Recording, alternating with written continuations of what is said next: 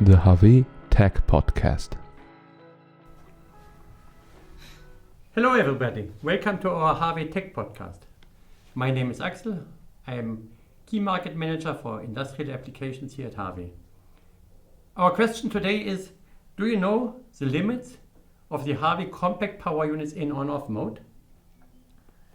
Together with me is Doğan. He is the Product Manager for Compact Power Unit and just the right person to answer my questions. Hi Axel. Hi everybody, also welcome from my side. Doğan, typically we get questions from our customers via phone or via email. I would like to have a power unit with a flow of 20 liter per minute and 100 bar. How do we react on that? Yeah, in these cases it is important to ask about the application first. In the very few cases, a permanent volume flow rate is required. Okay, I know that from my typical application in cutting machine tools. In a machining center, you require top flow of 20. We require a top flow of 20 liter per minute at 100 bar, for example, for tool unclamp. But then there are long phases with no or little flow at all. Mm-hmm. How can we handle those applications best? In such cases, a system with a hydraulic accumulator is the best choice. And we can get a very large peak of flow rate or volume from the accumulator in a short time. And if no or little leakage, internal leakage, is in the system, we can run this system in a on-off mode, means the power pack can recharge the accumulator. The important thing here is that we get a very accurate information about the cycle and the consumer sizes. Okay, yeah.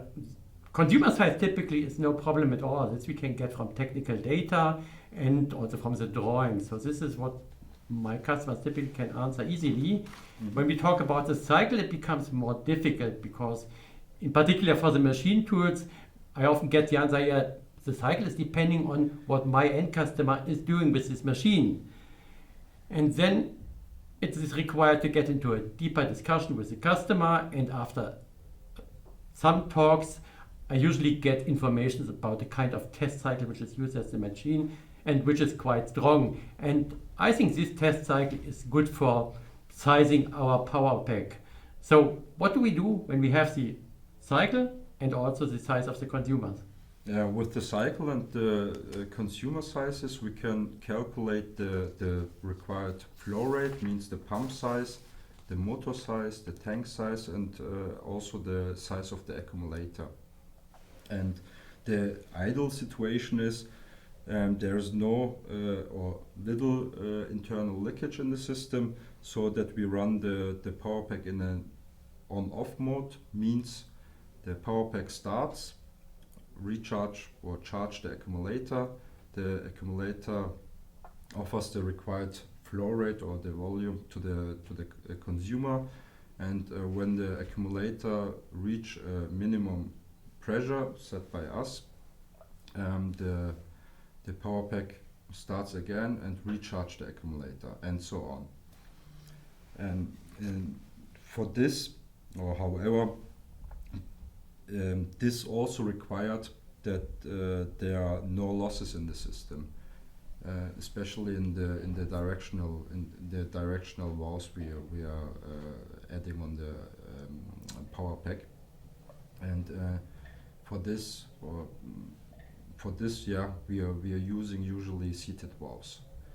And a power pack or a system in an on-off mode works very efficiently due to the fact that there are no power losses.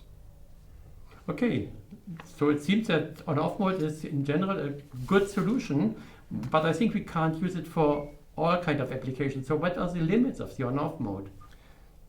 We should not start the power pack more than 4 to 5 times per minute.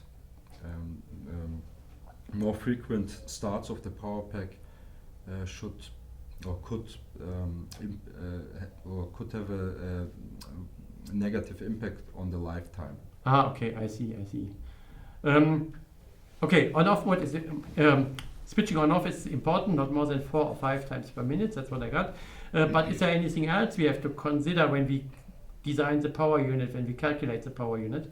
Yes, we have to consider the heat balance of the system.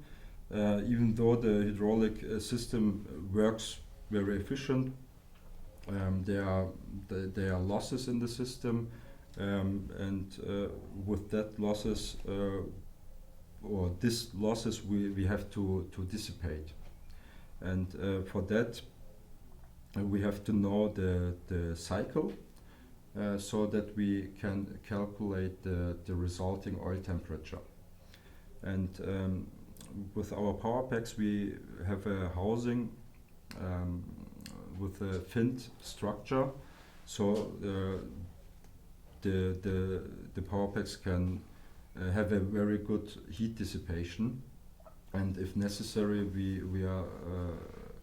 are able to add a additional fan on the housing, and to further heat dissipation. And in on-off mode there's no need for external cooler in on-off mode. Okay, and what do we do in applications where constant, maybe changing flow is required? If we stay in the accumulator charging system, we can go to a idle circulation mode or circuit, or we can put in a power pack which is speed controlled, which allows us to get changing volume flow rates. Okay. It seems that we have to make a separate podcast about that topic or that topics. Let me summarize. So on-off mode is very energy efficient, and it's very good in those systems which do not require a permanent flow. High peak flows can be supplied from an accumulator that allows us to downsize the power unit itself. And when sizing the power unit, it is important to also calculate the heat dissipation to make sure that the oil doesn't overheat. Correct? Yeah, that's correct. Axel. Okay, thank you very much. So we have learned a lot about compact power units in on-off mode today. So if you have any suggestions or questions, send us a mail to podcast@hawe.de, and please do not miss our next podcast episode. Thanks a lot. Thank you. Bye.